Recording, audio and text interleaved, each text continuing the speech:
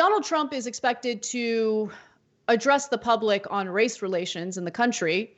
And who else would write this speech other than the most empathetic and caring person on the planet, Stephen Miller? Now, obviously, I'm being sarcastic because Stephen Miller is nothing more than a disgusting racist monster because, he's behind things like crafting Trump's travel ban, which is what he did in the very beginning of his term, denying acceptance of refugees into the country. He also wrote Trump's inaugural speech. I mean, this is the guy who's been behind the so-called zero tolerance policy at the border, which ripped children away from their parents as they were seeking asylum. Dozens of people have now died during the Trump administration in those border cages, including children. So that's who Stephen Miller is. And by the way, in November of 2019, something that we reported on, there were leaked emails between Miller and Breitbart that showcased his extremist anti-immigrant ideology as an architect of Donald Trump's presidency per the initial report. In one email, Miller was concerned that Confederate flags would be taken out of stores after Dylan Roof went into a black church and murdered 9 black people. Yep. Yeah, he was worried about Confederate flags as opposed to a complete tragedy that took away the lives, that murdered innocent people, 9 innocent people inside a church. Anyway, that's who Stephen Miller is, and he will be writing Donald Trump's speech on race relations. Really looking forward to that. Jesus. I mean, we had a debate on the Damage Report this morning, JR and I, about which direction Trump is going to turn this in. If this is going to be a doubling down of the dominate the streets, crush all dissent, wipe them out sort of messaging he's done so far, that he thinks is what his bloodthirsty base wants, or if he's gotten past his frustration at how the polls are going and realizes, oh, maybe I should do something. And so maybe he'll do one of his speeches that, someone on CNN will be like, he was truly presidential today or something. One of those things, the sort of fake, reasonable ones. I don't know. I read that the speech is going to be in Tulsa, which makes me incredibly nervous about what sort of dog whistle he might use, considering the history of racist violence there. I'm curious about your opinion, though. Do you think it's going to be a doubling down on the explicit fascist crush all dissent? Or do you think he's going to read off a teleprompter and try to come across as someone who could plausibly unite people? Honestly, I really have no idea. You mentioning CNN responding to a reasonable sounding speech with "he sounds presidential," even though it hasn't happened yet, I'm already infuriated by it because they're so stupid. Mm-hmm. They're so stupid and so unbelievably gullible and pathetic. I mean, God, mainstream media is embarrassing. The amount of, leeway they've given him, how they've emboldened him, empowered him, allowed him to lie to the American people over and over again without holding him accountable. Now they're a little more aggressive, but all it takes is Trump doing the bare minimum for them to then turn around and say oh, he really does seem to be taking this seriously. He does sound presidential. No, he's trash. He's trash. That's your only commentary. Okay, Dana Bash? That's the only commentary that you should be giving about Donald Trump and his ridiculous speeches. I forget what he was addressing when he gave a speech that was barely even reasonable.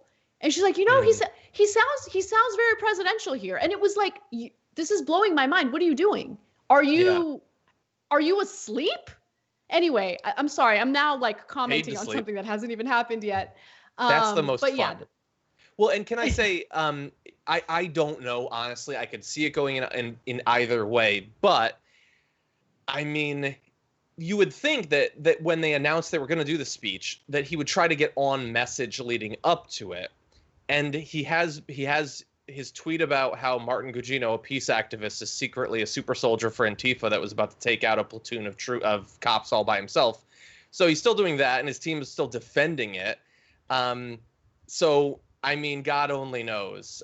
He tweeted out today that we will never change any of the names of these military bases that were named after just the most horrendous just terrible generals from the South during the Civil War to placate racist local populations. We're not going to change those because that's part of our great heritage. That doesn't seem like the sort of thing you would say right on the verge of trying to bring people together. But if he does give that sort of teleprompter speech that he'll have no input into, and if it is worded carefully enough, then it's not like some of those hosts that really they just want things to be stable and normal.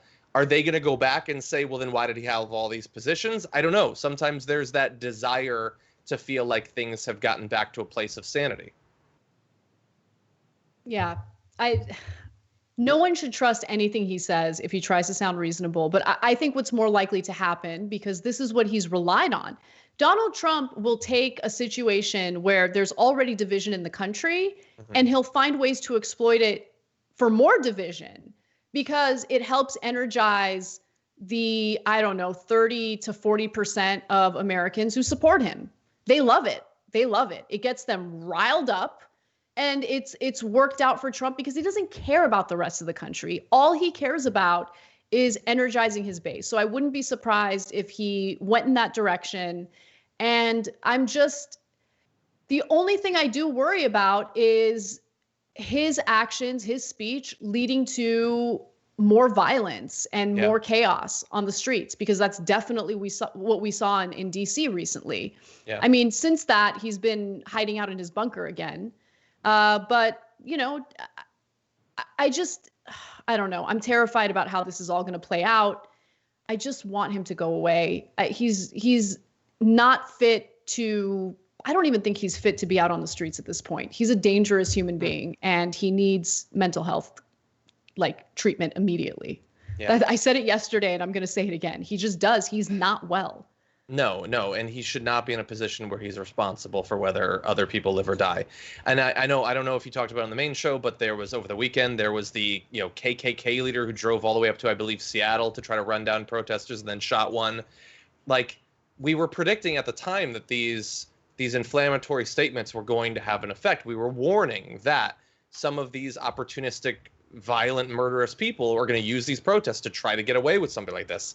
And it is happening. We're rightfully focusing on the cops because the cops are the source of the vast, vast majority of the violence.